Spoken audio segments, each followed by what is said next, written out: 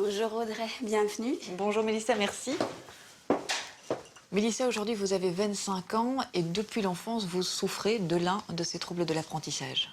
Il s'agit de dyspraxie visuospatiale. En fait, j'ai été diagnostiquée à l'âge de 21 ans sur le tard. Depuis toute petite, on s'est bien rendu compte qu'il y avait quelque chose avec moi qui n'allait pas. J'avais beaucoup de problèmes, notamment au niveau motricité, repérage de l'espace. Il y a des endroits que je connais très bien où je peux me perdre aussi dehors. Je ne sais par exemple pas conduire une voiture, je ne sais pas non plus rouler à vélo. Et comment ça se passait alors pour vous sur les bancs de l'école ? Pour moi, ça s'est toujours mal passé depuis le début. On m'a souvent prise pour une idiote, je veux dire, alors que dans certains domaines, j'ai des capacités absolument, je veux dire, qui sont quand même relativement hautes. À 15 ans, je me suis entendue dire de la part d'un prof en 3e secondaire, tu n'es pas assez intelligente pour notre école, donc tu devrais aller à un professionnel, c'est là que se situe ton niveau, quoi. Aujourd'hui, pourtant, on le sait, il existe des outils très concrets qui permettent d'aider les élèves qui souffrent de troubles 10. Malheureusement, ils sont souvent ignorés, voire refusés par les écoles. On a rencontré plusieurs élèves, leurs parents et puis un professeur aussi. Ils ont choisi de témoigner dans Images à la pluie pour faire évoluer les mentalités, comme on va le voir. Comme tous les parents, Rita rêvait d'une scolarité sans nuage pour son enfant. Mais dès l'âge de 6 ans, Sabrina a commencé à éprouver des difficultés d'apprentissage, alors qu'elle voulait déjà être photographe. On a commencé à voir en première année qu'il y avait certaines difficultés dans les apprentissages du calcul notamment. Donc là, on voyait un problème 10, mais personne ne mettait un nom dessus. Ces difficultés d'apprentissage sont connues sous le nom générique de dyslexie. Difficultés pour lire, écrire, orthographier, calculer ou s'exprimer par exemple. Autant de troubles qui nécessitent une aide quotidienne. Si quelques parties de votre cerveau sont dysfonctionnelles, forcément, ça va poser un problème qui va vous handicaper. Une calculatrice, par exemple, ça peut être pris comme une prothèse, entre guillemets. Je prends ma calculette en maths, sinon c'est pas la peine. Et du coup, vu que je suis en photo, je suis obligée de prendre ma calculette, sinon je me perds. Comme je ne sais pas coordonner ni automatiser mes gestes, c'est un peu un enfer au quotidien parce que même des gestes simples comme tenir un couvert pour manger, un stylo pour écrire, même conduire, c'est très compliqué pour moi parce que je n'automatise rien en fait. Depuis plusieurs années, les élèves dyslexiques ont droit à des aménagements raisonnables durant leur scolarité. Le problème, c'est que ceux-ci sont souvent ignorés, voire refusés par les écoles. Pourtant, il s'agit généralement de petites choses toutes simples. Permettre le PC, donner du temps, donner des feuilles à 3, être à côté de lui, lui dire attention, ne pas le placer près de la fenêtre par exemple, vous voyez. Ça ne prend pas du temps, ça ne coûte pas et ça permet aux enfants d'évoluer comme les autres. Le problème serait essentiellement lié à la formation des professeurs, trop légère voire inexistante, comme le confirme cette enseignante.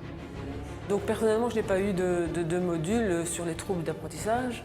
Mais je pense qu'il manque ce module, ces heures, et aussi de formation sur le terrain surtout. Car c'est très souvent dans l'attitude des enseignants que réside la clé de la réussite des enfants dyslexiques. Résultat, des élèves comme Mélissa et Sabrina redoublent souvent et se voient sanctionnés à cause de leur handicap. C'est un vrai parcours du combattant parce qu'on ne comprend pas votre différence. De ce fait, j'ai redoublé ma première secondaire, ma 3e, puis la 5e, j'ai fait ma réto à 21 ans. Non, sans difficulté, faut dire ce qu'il y a, parce que je suis tombée sur des profs qui étaient monstrueusement anti-pédagogues, qui passaient plus leur temps à casser les élèves avec des remarques assassines, plutôt que de se demander qu'est-ce qui se passait comme problème ou de les aider. Face aux élèves en difficulté, certains établissements décident tout simplement de mettre fin à leur accompagnement. C'est le cas de Sabrina, qui devra se trouver une autre école en septembre, mais aussi de Louis, jugé trop dyslexique. Ici, nous avons reçu un courrier où les PMS, l'école ordinaire et l'enseignement spécialisé qui l'accompagnaient, ont décidé de mettre un terme à l'accompagnement et donc l'orientent directement vers l'enseignement spécialisé. Alors c'est vrai, cette année, il est en échec, mais ce n'est pas entièrement de sa faute. Et on l'oriente comme ça, sans lui demander son avis, sans nous demander le nôtre, vers une école qui ne lui conviendra jamais. Évaluation non adaptée, discours négatifs, punitions et même renvoi. Au ministère de l'Éducation, on reconnaît qu'il y a parfois une différence entre les textes et leur application dans les écoles. S'il y a effectivement dans l'ensemble du système l'un ou l'autre témoignage comme cela, nous ne pouvons évidemment que les condamner et nous sommes parfois effectivement amenés à assurer des missions qui veillent à faire toute la lumière sur ce genre de dérive. De leur côté, les parents d'enfants dyslexiques demandent d'urgence une meilleure formation des enseignants et surtout une personne de référence dans chaque établissement. Moi, j'aimerais bien qu'il y ait dans les écoles un éducateur, un référent 10 qui puisse épauler les enseignants et qui puisse épauler l'élève et l'enseignant pour qu'ensemble, ils puissent vraiment mettre en pratique les aménagements raisonnables. Pour répondre à cette demande, nous avons interpellé la toute nouvelle ministre de l'Éducation. Mais pour elle, pas question d'engager un référent 10 dans chaque école.